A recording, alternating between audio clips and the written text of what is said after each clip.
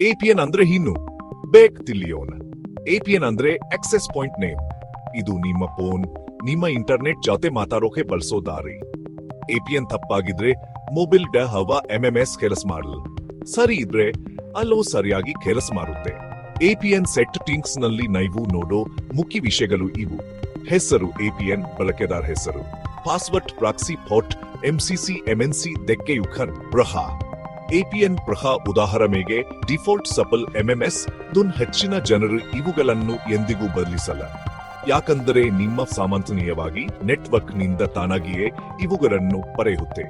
ಆದರೆ ನಿಮ್ಮ ಡೇಟಾ ಕೆಲಸ ಮಾಡದಿದ್ರೆ, ಎಂಎಂಎಸ್ ಹೋಗದಿದ್ರೆ, ಆವ ನೀವು ಸಿಮ್ ಬದಲಾಯಿಸಿದ್ರೆ ಒಂದು ಸಂತನ್ ಎಪಿಎನ್ ಚೆಕ್ ಮಾಡೋದ್ರಿಂದ ಸರಿಪಡಿಸಬಹುದು. ಆಂಡ್ರಾಯ್ಡ್ ಅಲ್ಲಲ್ಲಿ ಹಂತ ಹಂತವಾಗಿ ಸೆಟ್ಟಿಂಗ್ಸ್, ನೆಟ್ವರ್ಕ್ ಮತ್ತು ಇಂಟರ್ನೆಟ್ ಆವ connections, mobile network access point names. ನಿಮ್ಮ ಕ್ಯಾರಿಯರ್ ಎಪಿಎನ್ ಮೇಲೆ ಟ್ಯಾಪ್ ಮಾಡಿ. ಅದು ತಪ್ಪಾಗಿದೆ ಅನಿಸಿದ್ರೆ ಮೆನು ಮೇಲೆ ಟ್ಯಾಪ್ ಮಾಡಿ ಮತ್ತು ರೀಸೆಟ್ ಟು ಡಿಫಾಲ್ಟ್ ಕೊಡಿ.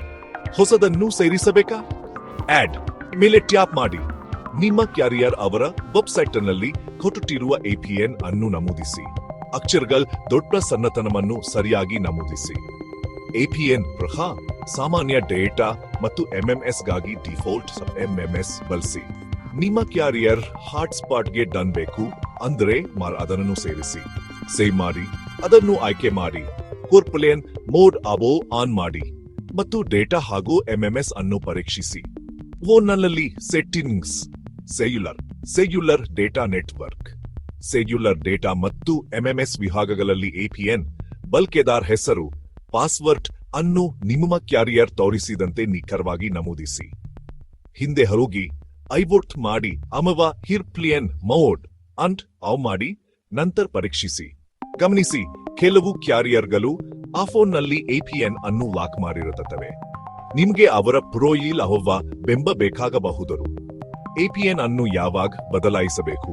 ಸಿಮ್ ಬದಲಾಯಿಸಿದ ನಂತರ ಡೇಟಾ ಎಂಎಂಎಸ್ ಇಲ್ಲದಿದ್ದಾಗ, ಸ್ಥಳೀಯ ಸಿಮ್ನೊಂದಿಗೆ ಪ್ರಯಾಣಿಸುವಾಗ.